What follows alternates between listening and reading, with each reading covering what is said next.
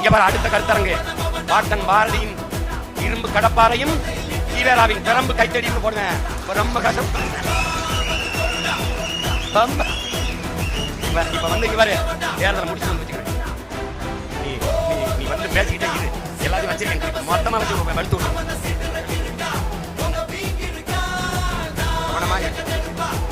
தம்பிகள் வந்து பகுதியை எல்லா பாசனைகளும் வேட்பாளர்களே நல்லா பேச முடியாது. புதிதாக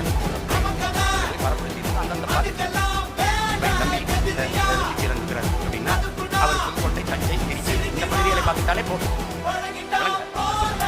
தம்பி அருளினி இருந்தாருன்னா சேலம், நாமக்கல், கள்ளக்குறிச்சி இது மூணையும் பார்த்துட்டாலே போதும். இதை போட்டு நீங்கள் அப்படி பார்த்தீங்கன்னா உங்களால் சுத்த முடியாது.